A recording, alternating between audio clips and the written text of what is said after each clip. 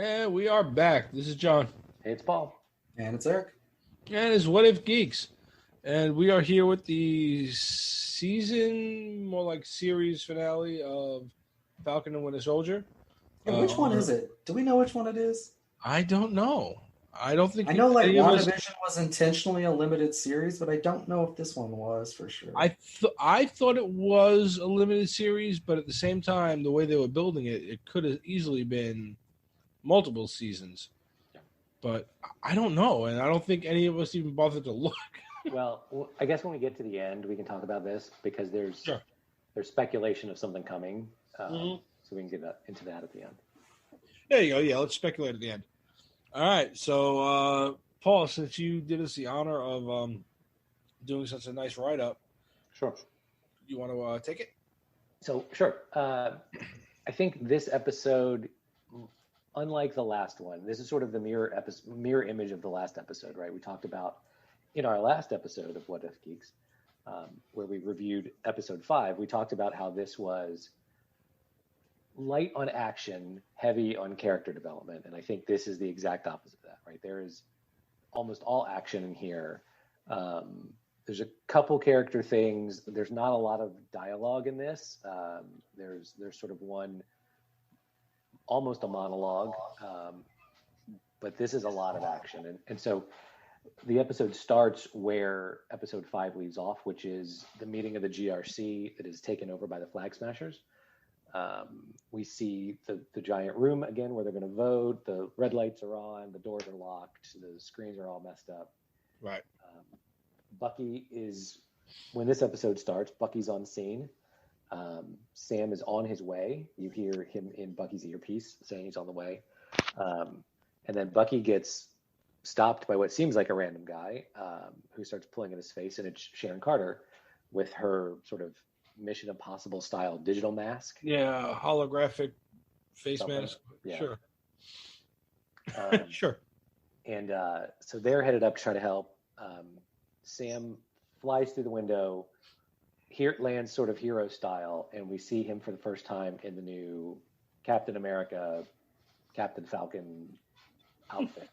Right, red, white, and blue. Yippee-ki-yay, Captain Falcon. Yeah. I've been waiting all season to do that. Sorry. Red, white, and blue. Red goggles. Bigger wings, right? That come out much farther. And obviously carrying the shield.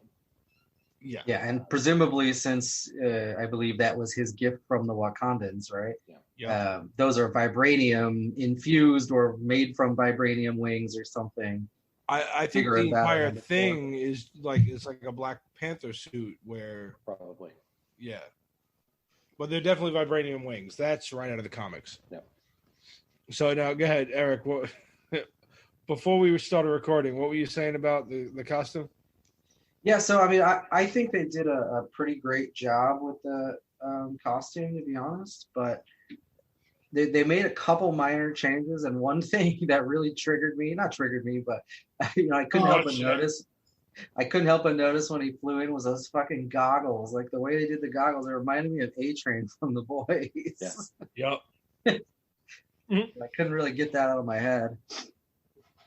But I think they did really good. I think was it maybe episode 4 review where we talked about, was he going to have a Captain America suit with those wings? I mean, they nailed it. I mean, it's like right off the cover, right? It is. It's legit straight off the cover of the comics from when he takes over as Captain America, and it was kick-ass.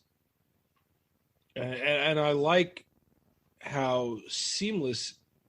Obviously, we said last episode, you see him practicing a lot, infusing his own style of fighting with the shield because he doesn't have the super soldier serum in his veins. So, but a lot of more acrobatic shit than what Steve would do, and that comes into play a lot in this episode, especially with the wings and the flying and everything, and it's really cool. Like they stepped it up like 5 notches with his ability to fight. And he's sort of created this. We've seen it now the last few episodes. He's created his own fighting style with the jetpack from even the old wings. And we've seen him do a couple. You see that happen in this episode too, where using the thrust to go forward or do something else to incorporate in his fighting, right? So Yeah. when he was fighting Walker in the last episode, because he's not as strong, he uses the propulsion from the jetpack to drive him forward faster or something like that. Yeah, or even used it to burn one of the flag smashers to get him off him. Right. So offensive, defensively, he's using that jetpack really cool. Yeah. So it's definitely where it could have been maybe not a one-note character.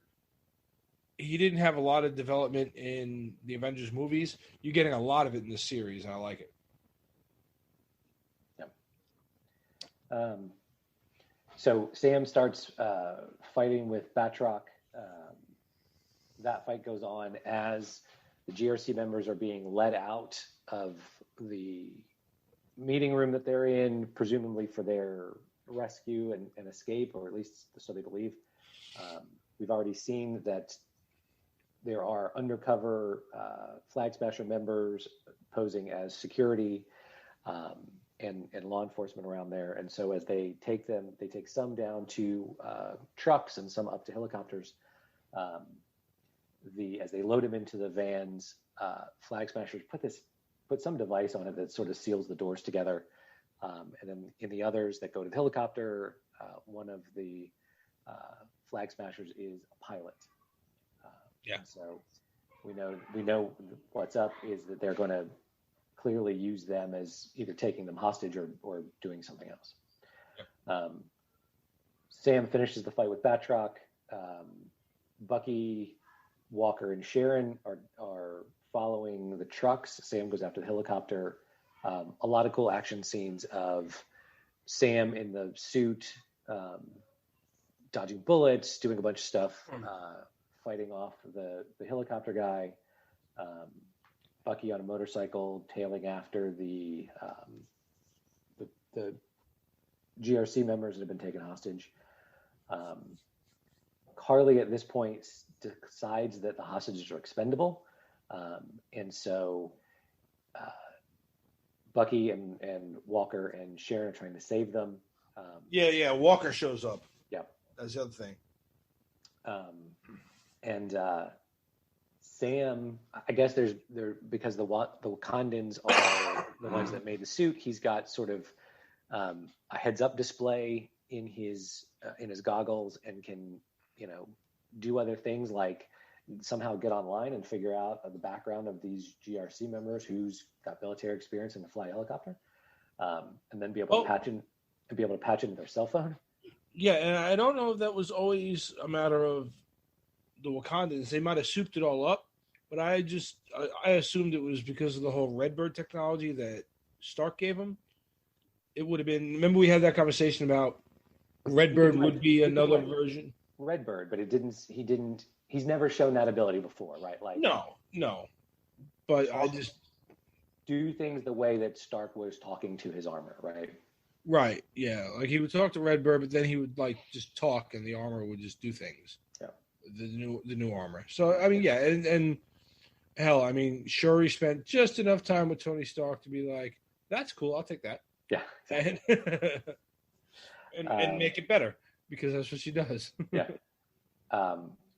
So as Sam manages to take out the pilot, tell the GRC member to go grab the controls, does that save. And that was really cool. Yeah, that was pretty cool. And then Carly and the others are driving one of the trucks sort of over I don't know if it's a bridge or scaffolding or something. Anyway, it looks like it's going to fall. And Bucky and Walker are looking at it like, I know we're super soldiers, but I don't know how we're going to do this. And I think this is where Sam comes in. Well, if the first time it's going over, and then it stops. Yeah. And it pans back, and that's when you realize Walker's there. He's holding on to the back end of that thing, and all the other Flag Smashers come over and start like punching him while he's trying to save these people. Yeah.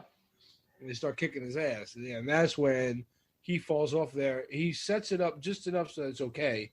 and then they take him down to the street level with Bucky, Yep. and you start kicking their ass. Sam shows up, and using what looks like 2 Redbirds, there's enough thrust to hold the thing back. He hits Sam, goes to the ground, and then someone in the crowd, there's a couple of African Americans. One of them goes, "Oh, that's the Black Falcon." No, it's Captain America. Must be that kid's father. Yeah, which is funny because that was what happened in a couple episodes ago with one of the kids near Isaiah's house, calls him Black Falcon. Yeah. Yeah, so one of the guys says, "It's Black Falcon," and someone else says, "No, that's Captain America." Yeah. So anyway, they end up chasing the Flag Smashers into some kind of underground building or garage or something. And Batroc and Carly and Sharon all end up in kind of a confrontation. And Batroc says to her in French, "Now you're going to pay me 4 times what I asked you for." And she says something about not being taken advantage of or something, and just shoots him. And then Carly and Sharon have this conversation, and Carly says something about, I know that we owe you some stuff and whatever, and very clearly it is known, they never say it, but you can easily figure out Sharon Carter is the power broker. Yeah. Can we? I think Batroc calls her the power broker, and then Carly looks at her and says, "You're the power broker." Is that how it goes down? I think so. Yeah. I think it's a little more clearly defined than that. So Paul was right. Thinking back though, can we pause there for a second? Because does this make any fucking sense? No, and I feel like it's a weird afterthought that I know you predicted it. I understand why you were headed that way, but if you really think about it, she's the one that brought them to the container warehouse and to the scientist and lost all the super soldier serum. She caused all of that. What fucking sense does that make? I just had to get out. She never even had to reveal herself to the Falcon and Winter Soldier ever. It never was necessary. But she did. She didn't have to come to America and do all this stuff. Yeah. It was like working against herself the whole fucking series. Why? Yeah. Right. Why would you ever take them to the place where the serum's actually being made?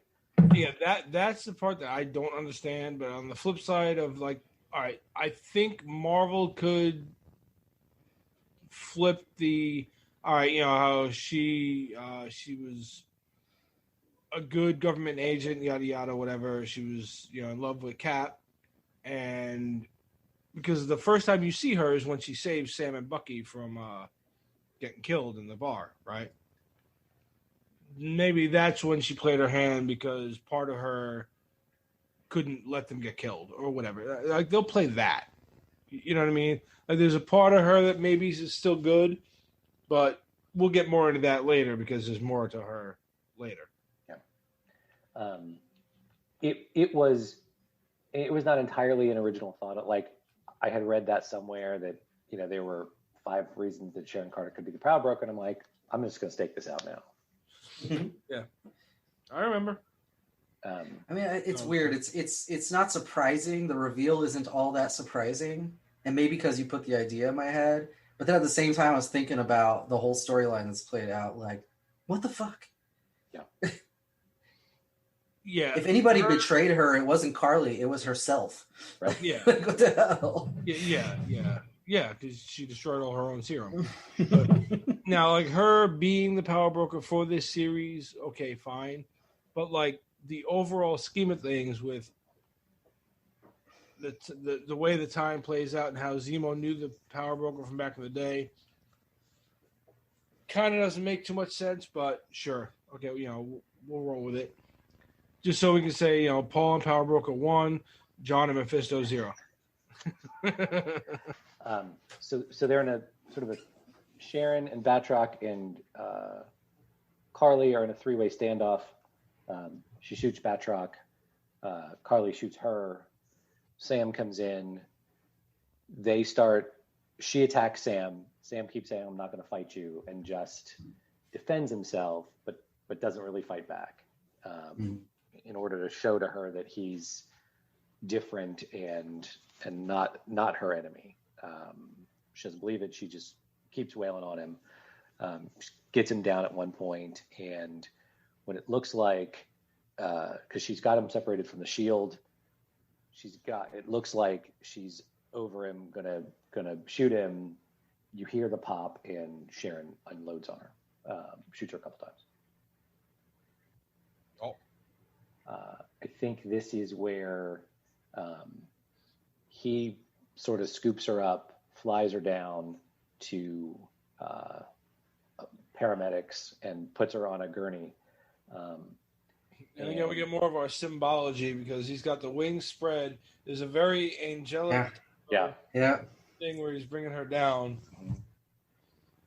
which looks again like it could be right out of a comic, like a comic cover. But yeah, he lays her down on the gurney, and I mean, it's obvious she's already dead, but and this is where there's a group of the GRC members sort of standing around, and now the conversation starts, and he starts talking to them, and he starts giving this impassioned speech about doing the right thing. And it's not just them, the people that have been around the street are crowded around them now too. So he's talking to everybody. Right. Specifically and the news cameras are on him. Right. News cameras are on. Yeah, because it cuts to his sister watching it, and another key thing here is, I think this will be like the third time when, at least ish, within this episode, as he's acting under the mantle of Captain America, that you see the crowd getting behind him and cheering for him, which is not something that Isaiah said would ever happen, and that comes into play later too.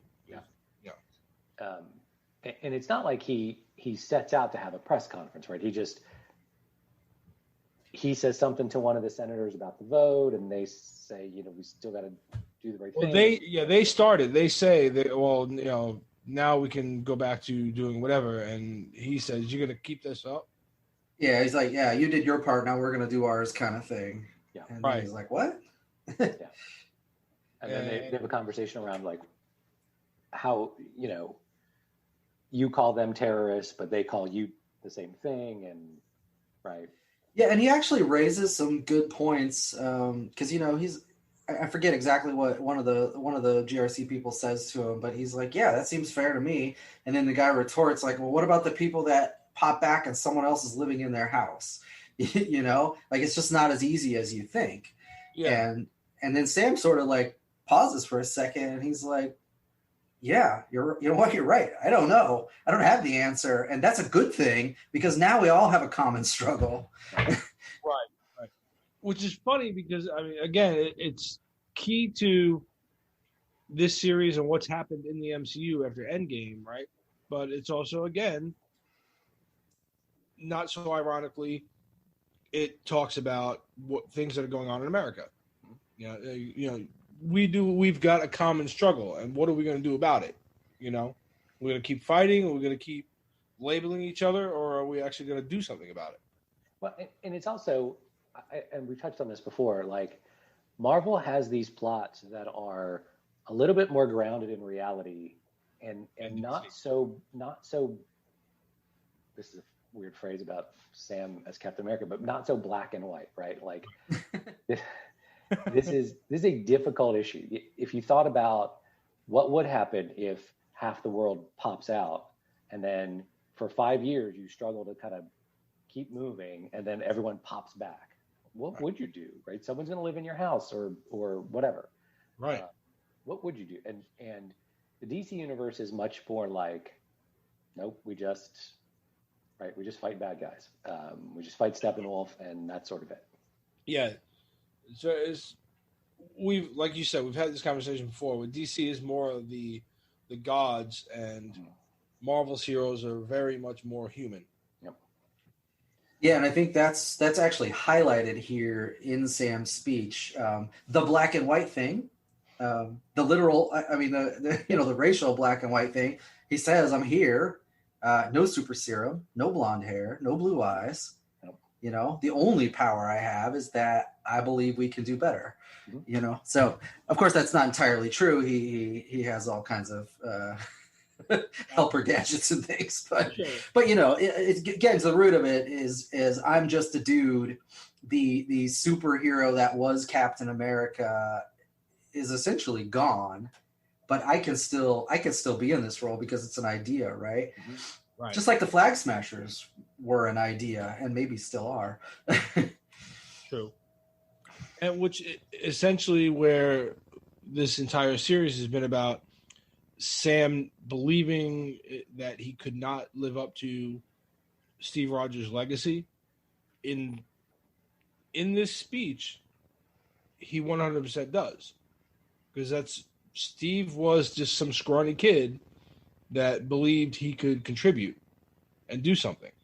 And that's what Sam believes. He can do something to help others. Now, yeah, Steve got a super soldier serum and gained some significant powers, but Sam still, he can embody everything Steve believed in because they believe the same thing, which is what made them so close. Right. So, despite all the emotional weight they put into this scene, I want to say something because do you? Of course, you guys do, but you remember G.I. Joe? Every episode had sort of a theme to it, and then at the end of it, there'd always be the more you know thing, and it would be like a very played out in real world scene, and Jimmy, don't do that. Let me tell you why, and it'd be Falcon, Sam's Roblox come out and the kids play with barbecue, and Roblox come out and be like, "Don't play with the gas, you'll burn your ass." Yeah. Sam's sort of street speech here kind of made me think of that. Like, he's sort of recapping all the themes of the Falcon and Winter Soldier show that have happened over the past, 6 episodes, and sort of bringing it all to a point. And it's done in a way where everybody is staring at him and listening, and nobody interrupts him. And it's just they're all letting it play out. The whole world's watching, and then he's sort of made his point. Period. He walks away, and then I feel like a star should have shut up and said, "Knowing is half the battle." You're right. Well, and it's funny too. I don't know how much. How many speeches and stuff and things, but I've worked in government for a while, and I've never seen, very rarely do you have at a meeting where city council or the state legislature is debating something, and someone comes to the podium and is like, "Let me tell you why you should save the community center," and then they give an impassioned speech and "You're right, kid, we should save the community center. We're not going to sell it to developers and make a ton of money." Doesn't happen. And the last time I saw that happen, Mr. Fred Rogers sat in front of all right, do you remember this video? He sat there and talked about why children's programming was so important. Yeah. And he moved all of them. That's the last time I saw this happen. Right. So. And I don't know that they say what the GRC decides or whatever, but Sam takes off, and that's sort of the end of that scene. Well, yeah, because the army comes to him and is like, or the cops or whoever come up to him. Right, they're like, "Oh, I think there's it's one the left." cops. It's the cops, because it's now the street level guys all believe in him, and the cops come to him like, "Hey, Cap, one of the Flag Smashers is in the middle of the river." Mm-hmm. Well, because you threw him there, but he's in the river, and we can't get him, and he's obviously a super soldier. So could you help us out? And he said, "Always." Yeah. Takes off to go get him. And then they show the rest of the Flag Smashers being let off in cuffs, which I don't know why there weren't some sort of special cuffs, because I'm like, hey, those are super soldiers, right, just and take off. But they're loaded into the back of a paddy wagon, I guess, and they're being let off. And as the truck drives out, it explodes, and then you see from there, it cuts to a picture of the raft. Yeah. Right. And one of the prisoners in the raft is listening to a radio, and it talks about the last of the Flag Smashers being blown up, and Zemo gets this big look on his face. And I guess just as the thing blows up, the camera pans to Zemo's butler was the one holding the detonator. Yeah. And then Zemo hears about it on the radio in his cell, and gets a big smile on his face, and sort of closes his book and rolls over. Yep. So after the fighting ends, you see Sam at Isaiah Bradley's house, and they start talking about what happened, and that Sam's going to stay and fight, and Bradley said he's special. Isaiah says, I saw what you did. Yeah. And then Sam tells him to go get cleaned up because they have somewhere to go. And that's the funny thing too, because he's working in his garden, and they do little things with him, like in the first episode where he throws the ashtray through the wall. That it shows you, hey, he's a super soldier. But they do like little subtle things with him. Now, did you see when he's working in the garden, he picks up that entire fucking tree and just and just walks it across? I thought that was funny. Yeah. Sam tells him, get cleaned up. We got somewhere to go. Go get cleaned up. And so the next the next shot is they're at the Cap exhibit at the Smithsonian. And and he walks him back to this part where there's a gold statue of him, of Isaiah Bradley, and a whole sort of memorial plaque, giant engraved thing that tells his story. And he's there in his uniform, and obviously Bradley's moved, and so much so he walks over and no one will ever forget. Right, he goes, now everyone knows your story, and you'll never be forgotten. And Bradley hugs him. Yep, and hugs him. Yeah, which is cool because he did it in a way where since he found out about him, he wanted to get his story out there, but Isaiah Bradley said it's better off if I'm dead. Right. So he did it in a way where your story is still out, but nobody knows you're alive. Right. Yeah, it was very cool. And meanwhile, back in the ever-present courtroom, where wars are decided and borders are moved, people are court-martialed, pardons are given, and Julia Louis-Dreyfus hangs out in her free time. And is now empty, and for some reason they're just dead. They're doing a wardrobe change. Yeah, but Val says, something like Zemo got the last laugh, I guess, referring to the Flag Smashers being blown up. Yeah, she's sitting with Walker's wife. Yeah. And then she says, couldn't have planned it better myself, or did I? Or something like that, right? The way she does it like 3 times. It's funny. She goes, I did. Or did I? I did. Maybe I did. I did. No. Yeah, again, like 3 different times she does that shit. Julia Louis-Dreyfus plays this role really well. I'm glad they got her for this role. Whatever they're going to do with it, she's hitting it so far. In the brief little time she's been there. But and she's sitting there. So the two of them are sitting there, obviously waiting. And she goes, "What is taking him so long?" And she's like, "Come on, Walker." And then Walker walks out, and he's in a black version of the Captain America suit. Yeah, red, white, and black. Yeah, which is straight out of the comics. It's his comic outfit after he loses the Captain America mantle, and he was like, "Well," and she's like, "It's perfect, and he goes, "It's the same thing, but black." Yeah, he goes, "It's the same thing, but black," and she's like, "It's perfect." And then she gives him that little speech about things are about to get weird. That's exactly what she says. Things are about to get weird. And I keyed in on that. I was like, I wonder what's going to happen here. But she says things are about to get weird. And when they do, the world's not going to need a Captain America. But it will need a U.S. agent. Yeah. And then she starts to walk away, and he's like, "Thanks, Val." And she says, "Don't call me that." She walks out, and like the last thing you see is him just like, "I'm back, I'm back," and then they cut. So yes, he's U.S. agent. Was there anything else? I think Bucky goes back and tells. Bucky goes back and talks to the old man. Yeah, and lets him know that he was responsible for his son's death. Yeah, he says, "I have to tell you, your son was murdered by the Winter Soldier." Yeah, and it was and that was me. Yeah, and then he said something like, "I didn't have a choice." The old man says, "Why?" And he says, I didn't have a choice." So obviously they're gonna have that conversation or whatever. But yeah, and then you see him leave the guy's apartment. Yeah.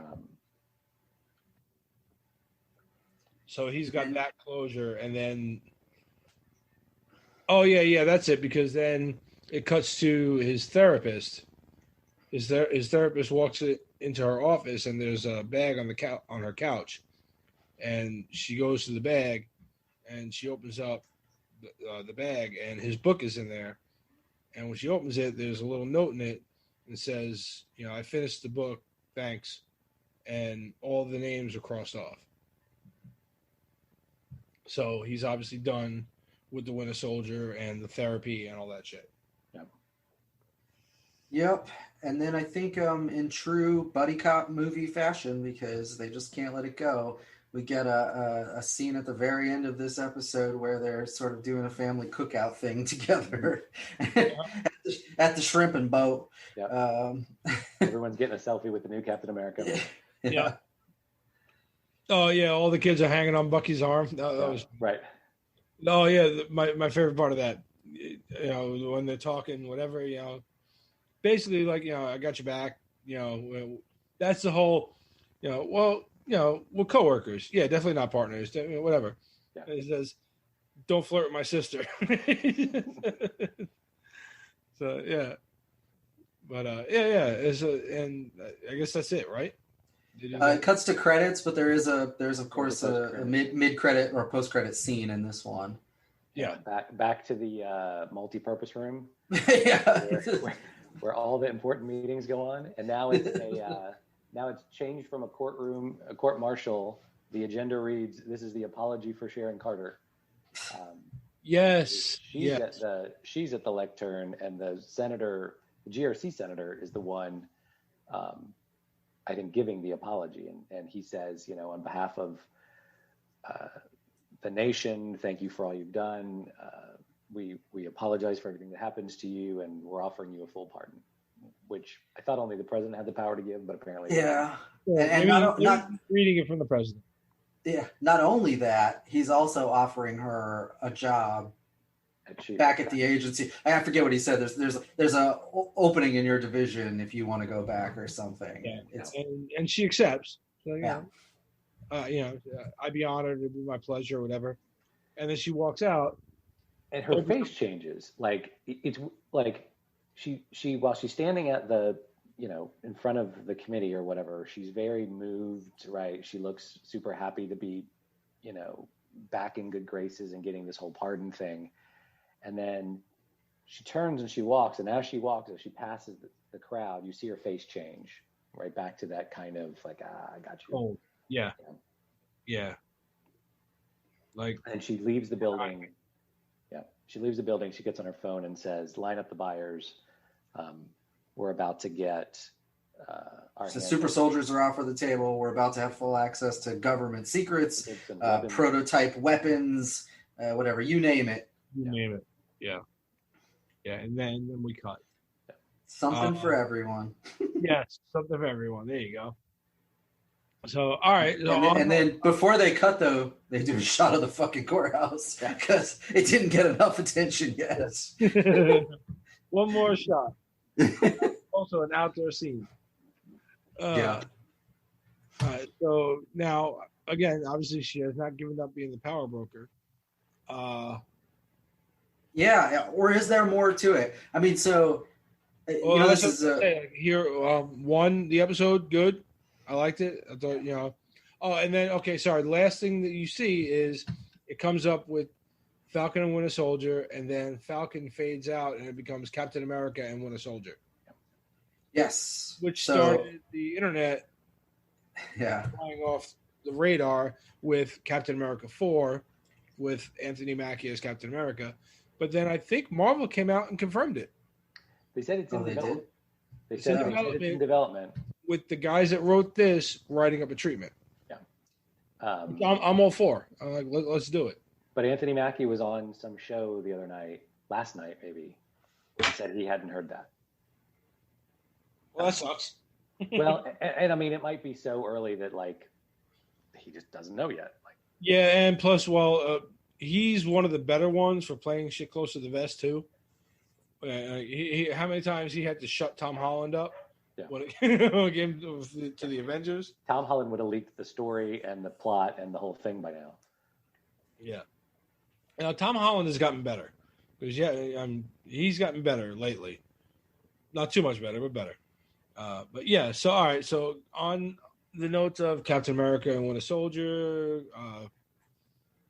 Cap 4, what the fuck's going on with Sharon? What's going on with Walker? Well, yeah, that's it. Yeah, that's what I was going to get at. We have so many questions now after this 6-episode series. I mean, it's way more than we started with. They didn't answer hardly anything, right? I mean, like, what happened to Torres? Is Batroc dead? What about Sharon? Who the fuck is she working for somebody? Is she doing this on her own? Are there still Flag Smashers out there? I know the leadership group is dead, but they made a point that the thing is just an idea, right? And that the GRC hasn't, at least yet, corrected their ways, right? So is there more to that? What about John? Be out there. Sorry. The Flag Smashers definitely be out there, and just MCU kind of brings them in whenever they need. Basically, cannon fodder for someone to punch. Yep. And then, like, what about John Walker as U.S. agent? Why do that intro? What are you doing with him now? What's next for Zemo? Why show him on the raft unless there's some meaning behind that, right? There's just so many things. I think, this is my theory, and then we can kind of go from there. I think the introduction of Val and the rebranding of U.S. agent and Zemo being on the raft that's controlled by Thunderbolt Ross is your soft intro into the Thunderbolts. They're laying the groundwork there. I don't know who else is going to be in it. I mean, you could pull people like Agatha Harkness. You could pull all new people. That's interesting. She could be the fake the fake Scarlet Witch or whatever, right? What was the other one's name? The Dirty Doxy or something. Yeah, I don't know. You can do. Because you can have like the where the Thunderbolts are like the fake Avengers, or you could just do, because they were basically like, well, because you're also thinking of the Dark Avengers too. Oh yeah, you're right. That one's Dark Avengers. Yeah. That's the Dark Avengers. Thunderbolts are their own team, but I think this is going to be Thunderbolts is at least going to be Zemo, and they probably will rebrand him as Citizen V, and then you'll have U.S. Agent. And they'll throw in, I don't know, like I said, maybe Agatha Harkness, maybe who the fuck knows, whoever's lingering around there that they can throw into this team, and then they will be like their own Suicide Squad, which would be cool. I think it would be a really cool take on it. With Sharon, something I've thought about, and Paul almost like let my cat out of the bag when he said her face changed when she was walking out. Her going from being Cap's like big supporter and this and that, whatever, to being the power broker or whatever. What if they're really low key setting up Secret Invasion and she's one of the Skrulls? It would explain them trying to, use a face that we know to get power and infiltrate different things. That's what they did in Secret Invasion. They replaced a whole bunch of heroes and people in power with Skrulls. Yeah. It could also explain the shift in morality. And now, I mean, yes, her being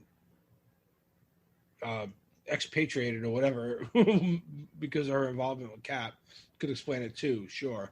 But I think Secret Invasion will probably explain the underhandedness about her. I don't know who else would be a Skrull, but I think because I know they've been talking about that a lot lately. So I thought they were going to lead into that for like Phase 6. But if they're doing that, they're actually sticking true to the comics, because in the comics, when they did Secret Invasion, they revealed that some of these heroes that you've been watching for quite a while were actually Skrulls. So it could be they're doing that, where they're kind of like plopping little things here and there so that 3 years from now when they do Secret Invasion, or 4 years from now when they do Secret Invasion, they go back and you're like, oh shit, that's why she was like that. That's why that guy was like that. That could be cool. Right. You know, if they're playing a long game, and we know the MCU likes to play the long game now. So. Sure do. What else do we think? Any other speculations? I feel like Power Broker is not a that's not a movie big bad, right? That was a. It was good for this. It was good for this series, but she's not a big enough big bad. So I don't know what you've got to do. I think Val will be the next big bad. I'm pretty sure, or the team she assembles. Maybe. Could be. You can have your next Captain America movie. Val's the big bad. She's a government infiltrator. I don't know. Maybe they do some. It can't be romantic at this point. That might be weird. But maybe she has some sort of connection to Nick Fury. Well, she does in the comics. She did in the comics, right? No, I'm saying it could be weird to introduce that in the MCU now, though. Like sure. Like she somehow moved up Shield's ranks and she was lovers with him. Like, I feel like you're skipping over too much to just put that in there now. I don't know. They also explained how he knew Captain Marvel. I mean, it wasn't great, but it was okay. You know, they shoehorned her in there pretty well. So, you know. But yeah. I think she's going to develop the Thunderbolts. I don't know what the next Captain America would be, but I'd be excited to see them do another movie with Sam as Cap. Yeah, I mean, I think they're headed towards that. I know they are, but just especially after Endgame, when you had Thor going off for the Guardians, you had Tony Stark is dead, and Cap is an old man. Like, you're like, what the fuck is going on now? Right. You know? So to have Sam officially take over as Cap, you can at least continue the Captain America movies, you know, the series. But now, I don't know who, because I don't think I read maybe more than 3 comics with him as Cap, you know, because I started getting out of them. So I don't know who you can bring in for him to fight. I mean, find anybody. I mean, you can bring back. Well, Zemo obviously is going to be with Thunderbolts, but you can bring back. What's his name? Zola, the guy that became a robot. Yeah, Arnim Zola. Yeah. He could show up, and Sam could be like not impressed with him at all. Like, I don't know who the fuck you are. You know, so, like, I don't care. But I don't know. I think you know this. I'm trying to put this together in my head, but I mean, I think you have Sam, Captain America. You've got Val as your sort of behind the scenes big bad, who ultimately leads to, you know, Thunderbolts being created and Zemo being freed, right? Sam goes off to fight them, probably with Bucky, right? But there's too many. It's not enough. You've also got U.S. Agent on the side. It's sort of like a pain in the ass. Maybe he's not a bad guy, but you know, he's like a chaos, you know, like a chaos agent or whatever, working in there, right? And then to turn everything around, you get Torres coming out as the Falcon sidekick for him, right? So he joins the good guy Frey to turn things around, and then Sharon, who's working in her own power broker world. I think you bring back the old man Captain America, who's not dead, right, Yeah. to sort of set her straight and put her back on the right path. To being part of the part of the good team again, and then Eli Bradley comes in as the first young Avenger leading into yet another storyline. Yeah. There you go. That's my put it all together. There you go.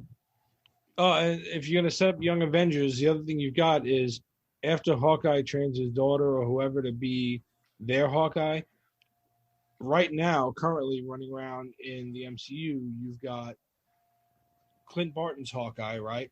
Yeah. So if he trains her and there's maybe no real Avengers team, he's a free agent.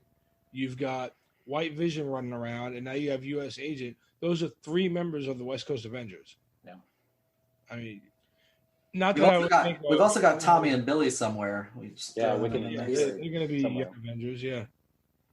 So yeah, who knows? There's all kinds of ways we can go with this. And then you've got Madripoor here, which means, but wait, there's more. Yeah, ShamWow. But then you've got Madripoor here, which we know is going to show up in Shang-Chi from the trailer, and also that's a Wolverine spot. And now you can bring in the X-Men somehow, right? Yep. Yeah, it's all coming to a head again. God. Who would have thought we were going to get all this bullshit out of Robert Downey Jr. playing Tony Stark? and it's like what's the word I'm looking for? It's like exponentially faster. Like how quick they. I don't mean drop movies and series, but how they're connecting everything in like 40 different ways. Yeah, it's like, oh my god, this is like a web at this point. It's not even a storyline. Yeah. Yeah, it's a web with a bunch of trails that they haven't even gone down yet. Which is funny because it is getting to the point where it's exactly like when we grew up reading the comics, where you would read these comics and then, oh, okay, this is tying into this now, and then this is tying into that, and then here's your culmination comic of Infinity Gauntlet or Acts of Vengeance or whatever, and you got all these different things that kind of bond all these separate comics together, and then they all interact with each other, and we're there now. And it's crazy because, again, like we've said time and time again on this show, if you would have told 10-year-old me who was reading Spider-Man comics that this is what I was going to grow up to see, I'd never fucking believed you. Never. Yeah. But it's amazing, and I can't wait to see what they do. All right.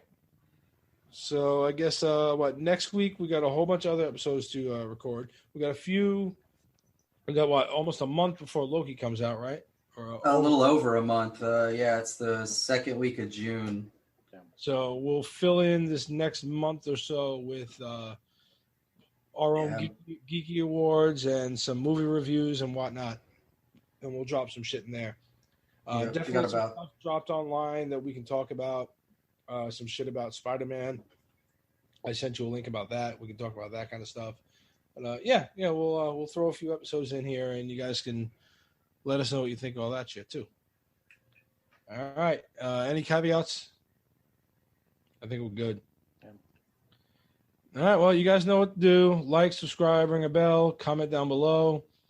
Hit us up at whatifgeeks.com, whatifgeeks@gmail.com, Facebook, Instagram, Twitter, and go check out our Patreon. I forgot to do that last episode. We have 2 episodes on Patreon, and since we're getting to the end of the month, next week I'll drop a 3rd episode on there. Come support us. Throw us a few bucks. Come on, $5. That's all it takes. Skip a Starbucks, throw us a little bit of money, and then maybe eventually we can start getting a whole lot more content out there for you. All right, so we will talk to you guys soon. Good night, Tony. Good night, U.S. Agent. Good night, Carly Morgenthau. Forever. Knew it was coming. Yeah.